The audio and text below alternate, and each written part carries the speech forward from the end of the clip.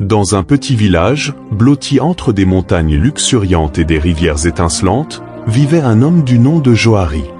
C'était un endroit paisible où les traditions anciennes étaient respectées et où chaque habitant se connaissait, formant une communauté soudée.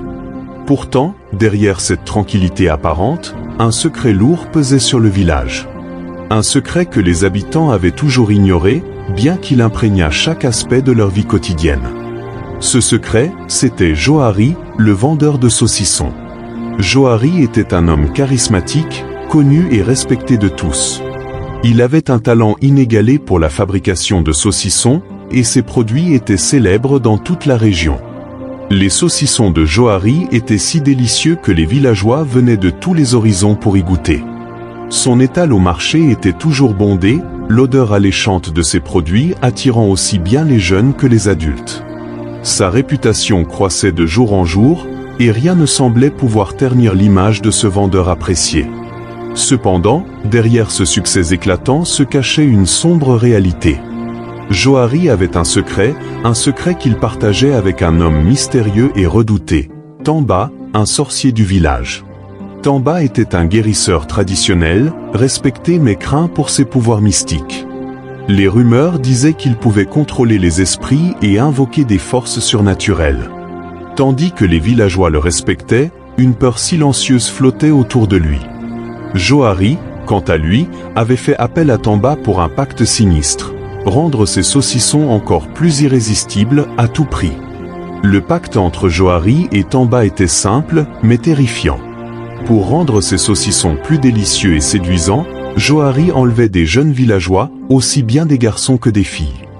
Il les emmenait dans un lieu secret où Tamba attendait, dans une pièce sombre et macabre. Là, un acte abominable était commis. Le sang des jeunes était prélevé, environ un demi-litre par personne, et utilisé pour enrober les saucissons. Grâce à l'intervention de Tamba, ce sang était chargé de puissants sortilèges, rendant les saucissons non seulement délicieux, mais aussi capables de manipuler les esprits de ceux qui les consommaient. Après cette pratique terrible, les jeunes étaient relâchés, épuisés et terrifiés, mais trop traumatisés pour parler. Les villageois, ignorant de la vérité, continuaient à acheter les saucissons, croyant qu'il s'agissait de produits locaux bénis. Les affaires de Johari prospéraient. Le marché était toujours bondé, les gens se pressant pour acheter ses saucissons. Le vendeur était devenu une figure incontournable, sa réputation grandissant de jour en jour. Mais ce succès, aussi éclatant qu'il fut, avait un prix que Johari ne pouvait imaginer. Un jour, un étranger arriva dans le village. Il s'agissait d'un homme de foi, un pasteur nommé Samuel, qui voyageait de village en village pour prêcher l'évangile et apporter l'espoir aux âmes perdues. Samuel était un homme de conviction profonde, dont la mission était de répandre la lumière dans les coins les plus sombres du monde. Lorsqu'il arriva dans ce village isolé, il fut immédiatement frappé par la foule qui entourait l'étal de Johari. Curieux, il décida de goûter les célèbres saucissons. Il s'approcha de l'étal, acheta un saucisson et en prit une bouchée. Dès qu'il mordit dedans, une sensation étrange s'empara de lui. Le goût était sucré, mais il y avait quelque chose de profondément perturbant, une sensation d'anxiété qu'il n'arrivait pas à comprendre. Il pensa d'abord que c'était son imagination, mais plus il mâchait, plus il ressentait qu'il se passait quelque chose de sinistre. Ce n'était pas simplement de la viande. Cette sensation le perturba profondément, et tandis qu'il retournait dans sa chambre d'hôte, il se souvint d'une vision qu'il avait eue la veille. Dans cette vision, il avait vu des jeunes ligotés, capturés et soumis à un acte cruel, où leur sang était extrait pour enrober de la nourriture. Le même sang qu'il avait maintenant dans la bouche. Dieu lui avait montré la vérité, et Samuel savait que ce qu'il avait mangé n'était pas de la viande, mais un acte de sorcellerie noire. Déterminé à comprendre ce qui se passait, Samuel resta dans le village pendant la nuit, ses rêves troublés et remplis de révélations divines. Dieu lui parla clairement, lui demandant de ne pas quitter ce village avant de dévoiler la vérité et d'aider les villageois à se libérer de cette malédiction. Le matin suivant, Samuel suivit Johari en secret. Il observa l'homme se rendre chez lui. Une fois arrivé, Samuel s'introduisit discrètement dans la maison. Face à Johari, il exposa calmement ce qu'il avait vu dans ses visions. le sang humain, l'abomination qui se cachait derrière les saucissons. Samuel parla de la souffrance des jeunes, de la malveillance de leurs actes, et de l'amour de Dieu qui pouvait offrir la rédemption à ceux qui se repentiraient. Joari, stupéfait et paniqué, nia immédiatement les accusations. Furieux, il appela Tamba à la rescousse. Le sorcier arriva, ses yeux menaçants et remplis de colère. « Tu es fou, pasteur !» cria Joari. « Nous n'avons rien fait de mal. Nous vendons juste des saucissons délicieux. » Tamba, regardant Samuel avec mépris, répondit d'un ton glacé. Mais Samuel, inébranlable, expliqua que ce qu'il faisait était une abomination aux yeux de Dieu et qu'il fallait que la vérité éclate.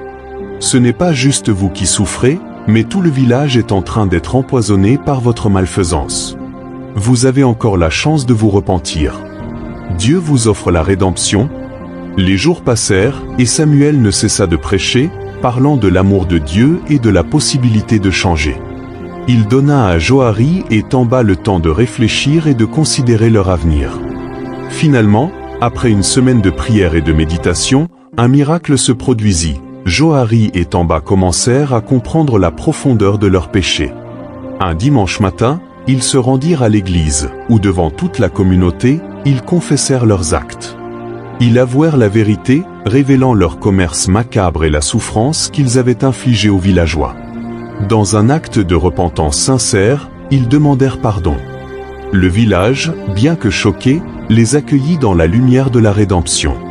Samuel, ému, bénit ce moment, et la paix revint peu à peu dans la communauté. Joari et Tamba, désormais repentants, décidèrent de consacrer leur vie à Dieu.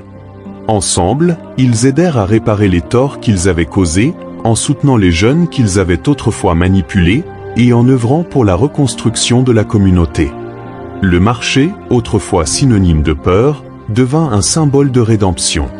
Au fil du temps, le village se remit de cette épreuve. Les rancunes disparurent, et les habitants virent leur avenir sous un jour nouveau, guidés par la paix, l'amour et la foi. Cependant, bien que la paix fût restaurée, les cicatrices laissées par les événements passés demeuraient, rappelant à chacun la puissance de la rédemption et du pardon. Voilà l'histoire fascinante de Joari, le vendeur de saucissons, et de la manière dont il a choisi de faire face à ses péchés. À travers les ténèbres, la lumière de la vérité est venue briller, guidée par un homme de foi, Samuel. Ce n'est pas une simple histoire de sorcellerie ou de manipulation, mais une profonde leçon sur la rédemption et le pouvoir du pardon. Joari et Tamba, dans leur repentance sincère, ont transformé leur vie et ont redonné espoir à une communauté brisée. La morale de cette histoire, mes amis, est que peu importe la gravité des erreurs que nous avons commises, il n'est jamais trop tard pour changer. La rédemption est toujours possible, si nous avons le courage de reconnaître nos fautes et d'agir pour réparer le mal que nous avons fait. C'est la beauté du pardon. Il nous libère du poids du passé et nous permet de construire un avenir meilleur, non seulement pour nous-mêmes, mais aussi pour ceux que nous avons blessés. N'oubliez jamais que chaque action a une conséquence, mais chaque cœur qui se repent peut retrouver la paix. Joari et Tamba l'ont compris, et leur communauté en a été profondément transformée. Alors, quelle que soit la situation dans laquelle vous vous trouvez, souvenez-vous de cette vérité, il n'y a pas de situation désespérée, mais seulement des cœurs prêts à se repentir et à chercher la lumière. Si cette histoire vous a touché, partagez-la avec vos amis et laissez un commentaire. N'oubliez pas de vous abonner pour découvrir d'autres récits inspirants sur le pouvoir de la rédemption et du changement. Ensemble, transformons nos vies, pour enfin avoir un avenir meilleur et une victoire sur le mal qui nous entoure. Amen.